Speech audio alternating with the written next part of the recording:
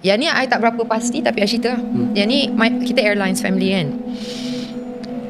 Yang ni I rasa mungkin orang tak pernah cerita dengan you, because benda ni for me pun sampai hari ni I pun macam macam are you sure? Tapi I cerita lah dengan you sebab we are here to share stories lah kan. I naik flight, I'm going from KL to London. KL to London I was 27 masa tu. Sebaya dengan you lah lebih kurang masa tu. I fly economy. Okay, economy kan ada 2-3-2. Okay, so you all kena bayangkan. So I ambil yang sebelah, okay, kapal terbang sini kan, I ambil window paling ujung lah. sebab I nak tidur bantal kan. Sini kosong. Lepas tu ada 3 orang, lepas tu ada 2. Okay, and then dua belakang kan, 3 tengah. Tidur. Okay, tidur. Okay, nak pergi London kan, nak see my family. Take off semua okay, makan semua okay. Cabin crew will be descending in blah blah blah. Enjoy the service semua. Okay, time tidur, lights off kan, diorang tutup lampu. Ni baru nak gerak ni. Tapi dah makan. Lepas tu dah tutup lampu. Tidur. Semua tidur. Tidur in the flight. Tidur. And then masa tengah tidur tu, this lady walk past me. Selak I punya bag kat bawah. I macam ni be careful lah, orang punya barang semua kan. Lepas tu dia turun naik aisle kan. Macam ya Allah, maybe dia nak exercise kan. Macam tua, old lady, white lady, Mak Saleh. Balik London lah rasa kan. Sial dia. Naik turun. I macam ya Allah, mana dia duduk ni kan. Duduk lah, ganggu kan. Lepas tu dia duduk sebelah Okay, masa tu kat depan I ada toilet kan. Pintu toilet kan sebelah, so banyak ruang toilet. Okay, maybe dia tunggu toilet. Tak apa, I headphones kan. Lama je dia ni. Lepas tu dia tap me, excuse me, yes, sorry to disturb you, I'm just waiting for the toilet, so it's okay, no problem. Betul macam lah, kesian pula aku ni, macam rude pula kan. Are you okay? I tanya, sebab she looks like she's in her late 70s. I'm good. I'm flying back to London. I miss my family. I cakap, oh okay. I said, yeah, you were walking up and down tadi. Why? I don't like flights, very uncomfortable. I got sore back, my leg sakit. I'm macam, oh, okay. So how long were you doing in Malaysia? So I'm just on holiday. So okay, going back to London, see my family. My husband's not well. I said, okay. I pun balik Ireland lah kan. Lepas tu I cakap, sorry, I'm going to go to sleep. Yes.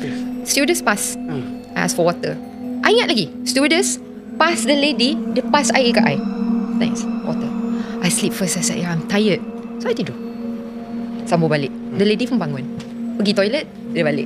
I tengok tempat duduk dekat belakang. So 2, 3, 2 sana. Sebelah belakang, dia duduk sana. Dia pun wave. Oh, dia wave ke? Dia wave, Ivan. Good night. Dah sleep. About to land, lights on semua. I pun macam okay, getting ready, cabin crew semua landing kan. I look over, nak wave kat dia, tak ada. Oh, dia tandas lagi, sian dia kan. Takut pula something happen. Lama pula dia tak ada. So I pergi toilet. Toilet kosong. Okay, green light. So dia pergi toilet mana? Kita economy, takkan dia pergi business. Kita at the back of the economy, so there's nowhere else to go. Belakang punya toilet green. Mana dia pergi? So I jalan saja. I jenis macam takut orang tua jatuh ke mati ke something kan. So I went to the galley kat depan tu, because I'm with the airlines, they know my father semua. I pun macam there's an old lady at the back there, is she okay? There is no old lady at the back. I asked the air stewardess, I said, after we took off, ada yang duduk sebelah I kan, we were talking for like 20 minutes. 20 minutes? She's like, no. I said, she's sitting right there. I jalan, I told the stewardess. She's like, no, there's no one here. So I mimpi ke apa? So I thought they're pranking me. I was looking around like, tengok, there's no lady there. So it's either I slept, and then I don't know why, tapi I rasa ingat balik yang dia cakap, she misses her home, dia nak balik. So I don't know what happened. But I know that I spoke to that lady. Tapi kenapa dia tak ada? Okay, so dia macam Twilight Zone sikit for me lah. I tak ambil ubat tidur I got no reason. So I remember that.